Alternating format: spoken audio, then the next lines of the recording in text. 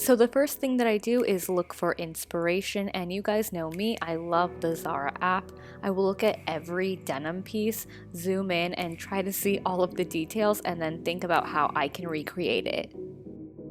So all of these denim pieces are from various thrift stores, and you want to look for something that's a true denim, nothing too stretchy. So let's get into the tools. You will need a pair of scissors, a seam ripper, but my tool of choice is an X-Acto knife.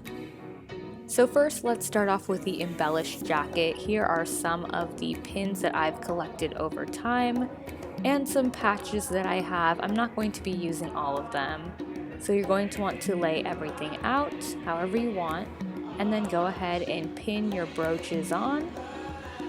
This jacket is still a work in progress, but I think it's way cooler than buying something everybody else can have. It's taken me a while to collect all of these pieces, but I love the way this is turning out. So here's a patch that I wanted to give a little bit more character to, and I'm just using my X-Acto knife to distress the edges. And now it's ready to iron on.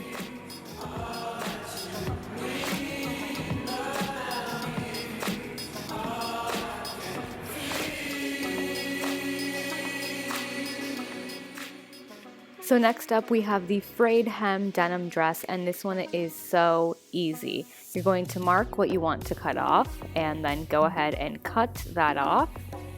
You're going to pull out the white threads like so until you get something that looks like this.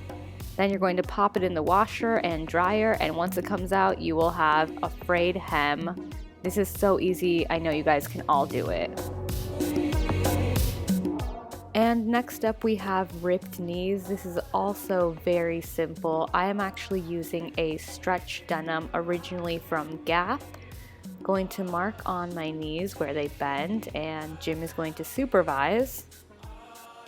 And then I'm just going to go ahead and cut and rip out the white threads. I like to then put the jeans back on and start distressing them and cut a bit more. Just be super careful not to cut yourself if you guys do this. So here's what they look like once they've been washed and dried, and honestly I haven't worn these jeans in a very long time, so this is a nice upgrade for something I already had in my closet. So next up we have a distressed denim skirt. Once again we are starting by marking what we don't need and cutting that off, and in this case 4 hands is better than 2, so we are pulling out the white threads. Now this is a very basic technique when it comes to distressing denim. I've done other videos on this before, but you are basically going to cut out the blue threads and you're going to pull the white threads out. So this is when the X-Acto knife comes in handy. I find that it is so much easier to pull the threads out with the blade versus a seam ripper, but that's just a personal preference. And here's the completed skirt. I think it looks awesome. This did take the most amount of time. I would suggest maybe doing it while you're watching TV. You don't have to do this much, you can do less, whatever works for you. And last but not least, we have the frayed hem denim jeans that you guys have all been asking me about, but honestly, there's not a right or wrong way to do this. I first start off by cutting off the bottoms like we always do, but this time I make the bottom a bit more jagged. And here I am just pulling out some white threads and kind of grouping them together. And like we did for the skirt, I am just pulling out the white threads and cutting out the blue threads.